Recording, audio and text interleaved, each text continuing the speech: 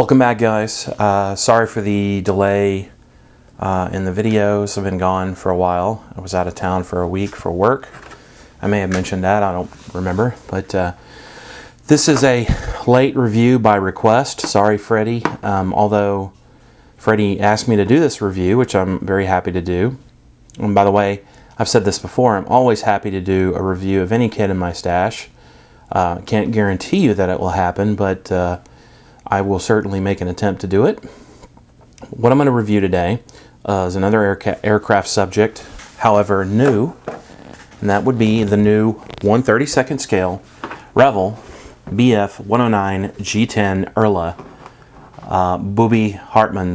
Eric Hartman's 109, one of the last ones he had, I believe. But I'm no expert on Eric Hartman. If someone is more skilled or knowledgeable, you might correct me. This is a brand new kit, and I mean brand new. To illustrate my point on how new this kit is, if you look closely at the date, oops, you'll notice it is 2014, right here. This kit is literally weeks old. I bought this from a U.S. dealer a couple of weeks ago.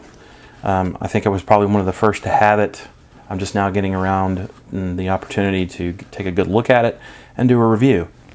So let's proceed. And typical side opening Revell box. Some really nice photographs of the completed kit on the side of the box here. You guys take a look at that. And if we go to the other side, we have a brief history of the aircraft in 4 languages. The made in Europe. I think that means the made in Holland, because I think they have a factory in Holland. Sebastian, if you're watching, you can let me know. Though it says skill level 5, 1/32 scale. I think a skill level 4 would be more appropriate. The Revells, even on the 1/32 scale ones, are not that heavy in the parts count. Pull the sprues out of the box. Now I have looked at this kit before, although it was very cursory. And we will begin with a brief look at the instruction booklet. Set this aside. There's the Decals sheet.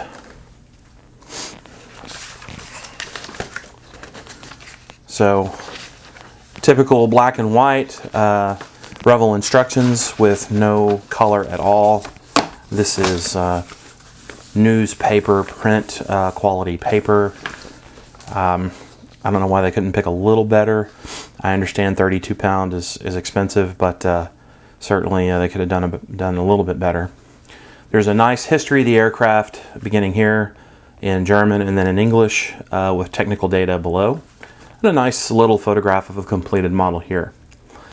Now, once again, I am no expert of the Bf109, but a couple of differences from the G6 to the G10. I have the G6 version of this aircraft.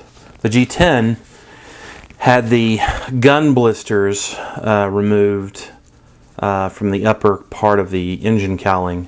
They upgunned the nose or cowling guns to 15mm machine guns, and to accommodate the larger breech and firing mechanism of that gun. On the G6 variant, you'll see 2 humps on either side of the fuselage cowling. So that would be one of the differences. You can see the supercharger intake here. That's the scoop looking thing. So let's go ahead and take a closer look here at the instructions. So you have the read before you start, basic descriptions, the do not make love to your model, do not eat your model, nor do have pagan rituals with your model. And then of course brief description of the different symbols in the Revell instructions, calling, do not paint, take your time, that sort of thing. ×2, build, two of them. Let's go to the next page. We have a very nice sprue map. All of the Revell kits that I have purchased recently have this really nicely done sprue map. And you can see the parts are called out individually. I'm going to go ahead and zoom in for you so you guys can see that better. Parts are actually numbered. And you can see that they're called out nicely. So it'd be no problem at all identifying which parts you need. You'll notice that there are very few parts that are, let me zoom back out. Oops. There are very few parts on this instruction sheet that are blanked out that you will not be using. The construction of the aircraft, you can see here on step 1, begins with the construction of the cockpit floor. As with most the Revell kits, you proceed with the construction of the cockpit, and there's quite a few steps for that, by the way. There looks like there are 9, really about 10, 11, 12 or 13 steps carry us into the construction of the cockpit, followed immediately then by the construction of the airframe and fuselage. So by 18, here we are gluing the fuselage halves together.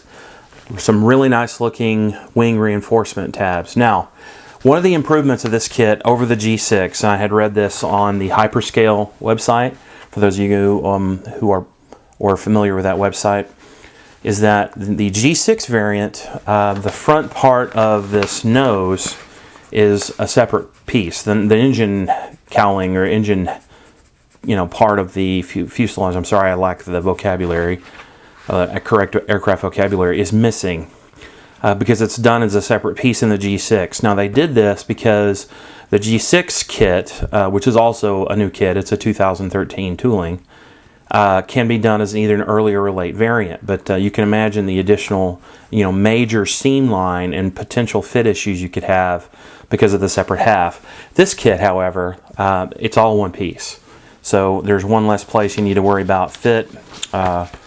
So the construction continues on into wings, upper and lower wing halves, and they're done as upper and lower. That's nice. I think that'd be easy to hide the seam. The control surfaces can be modeled, I believe, just about any position that you want. We move into step, there's 50, 51, and 52 are all construction of the landing gear. And I do not believe this is weighted wheel. We'll take a look at that later. And construction of the canopy. Looks like we really wrap up right around step number 75, which would be right here. So 75 steps, but if you look, you'll notice that there are not too many things to perform per step. So I don't think this is as bad as they make it out to be. They say skill level 5. We'll take a look. You guys can tell me what you think. I don't think the parts look too fidgety, but yeah, tell me what you think. There are, let's see, 1, 2, I'm looking at the painting and marking guide, so there's 1, 2 variants to build. 2 variants, which is not bad. Of course, there are plenty of aftermarket decals left.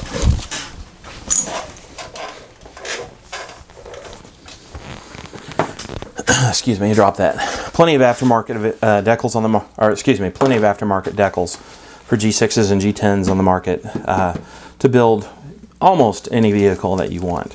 But who wouldn't want to build Booby Hartman's aircraft, right?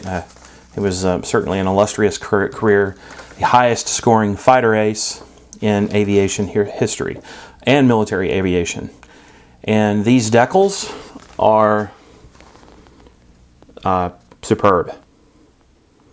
They say printed in Italy, therefore I am to assume cartograph, although I'm surprised they don't say cartograph. They are a little shiny, but they're very thin. The carrier film, you can barely see the carrier film. That's really nice. There's some really nice cockpit, control panel, aviation suite decals, really nicely detailed. Of course, no Swazis. I have a generic Swazi sheet, I think, that will fit a 1/32 scale Bf109, so I don't see that as being an issue. And if I lost it, I'll buy another one. They're not that expensive. But the decals look excellent. Let you guys take a look here.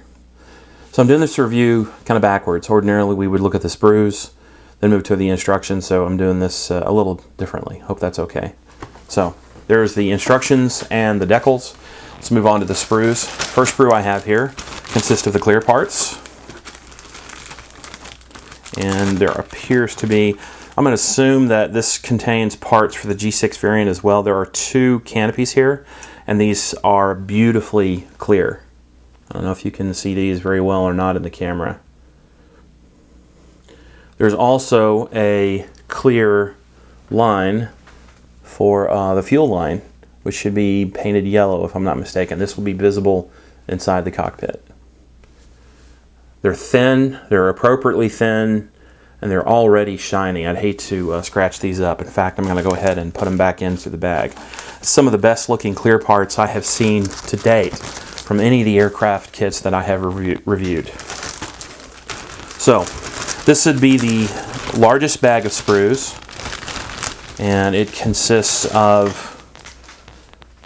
let's see, 3 separate sprues with the fuselage halves. Now here you can clearly see what I had mentioned, the one-piece fuselage half without the, the engine cowling is all complete, and that's really something. Of course, on a 2014 kit, state-of-the-art new tool, it's going to be recessed panel lines throughout, including some really nice fine rivet detail. You can see that on the end of the tail. Now, check out, it's a shame really, because I'm going to cover it up with a scoop, but look at the detail of the supercharger inlet here. It's going to get covered up. That's really nice. I might like to take a picture of that before I do it. Here is part of the seat back with really nice looking molded on seat belts. You guys can check that out. Hold it up there so you can see it. Details quite good. A nice looking drop tank, also excellent. I don't think anyone can complain. Look at the floor of the cockpit there. No one can complain about the level of detail. Of course, you shouldn't on a brand new kit. It's nice. Very nice. This sprue contains at least mirrored fuselage parts. Seeing the other half, it's got the engine exhausts. They are not hollowed out or drilled out in any way. I don't know if I'll get resin replacements or not. I would think I would probably not get replacements. Once again, really good looking riveted detail. Next sprue is wings, control surfaces in the spinner, and the wings are just these guys. Now this is the bottom of the wing where the the undercarriage interior begins. I want you guys to look at the rivet detail and the panel line detail on these wings. It is exquisite. It's, well, succulent. Yeah, I know that's silly, but I just really needed to share that with you. Some additional cockpit detail. Look at these side panels. This one here, the one right above it. Beautiful.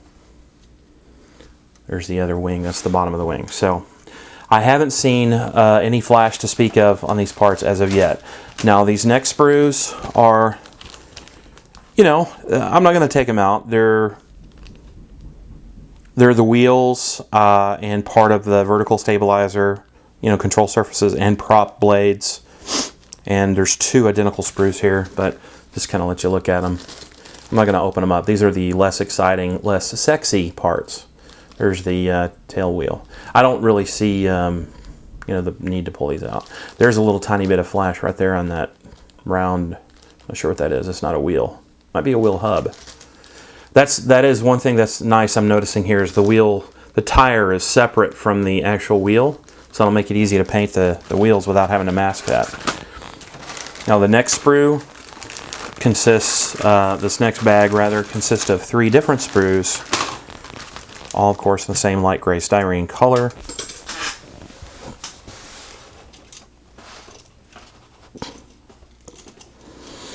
Sorry, I dropped that again.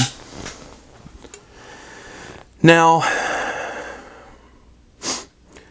they're like most World War II aircraft, the control surfaces were covered in fabric. Now, I'm not exactly sure why they did that. Someone may be able to explain that to me, but that's not why I point this out. What I want to show you guys is the quality of this fabric detail on these control surfaces. There's 2 types of tails here. One of these is probably for the G6 kit, but let you guys look at this detail. It's quite good. There's the radiator intake, and it's nicely thin to scale. That looks correct. And then here's the supercharger intake and 2 halves. That might be a tricky little panel line to remove indeed. But I think we can get that done. Nothing a Flexifile couldn't fix, right? So here's more choices for tail. The tall tail, I think, is what they called it. They began installing on the G-10. And you can see the detail on that. There's 2 versions of the tall tail. Oops.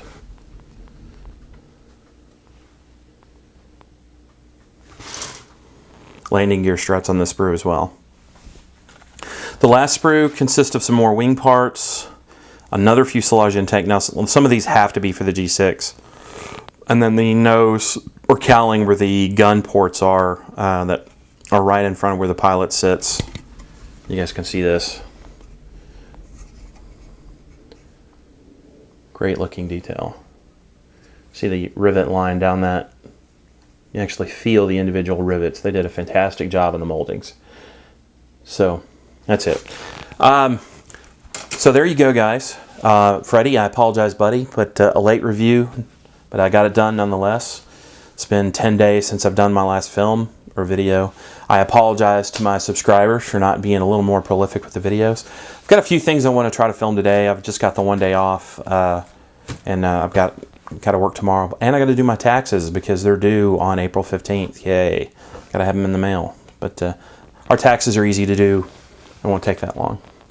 Thanks again for watching and tuning in, guys. I hope you enjoyed this review. Like the other Revell kits in 1/32 scale, I want to make a point about value. Ben Cross mentioned this in one of his previous videos. This is unprecedented value, guys. This is a new tool, 2014 kit, and it was $25 US. And that's it. If you like larger scale aircraft, if you like aircraft at all, I recommend this kit highly. In fact, I could not recommend it more. The only weak part, in my opinion, is the decal sheet that does not include swastikas, but I understand that considering Revell's country of origin and the laws they have to contend with. But it is a beautiful kit, and I certainly think you guys should get one if you get the opportunity to. Thanks again for watching, guys. Take care, and we'll talk to you later.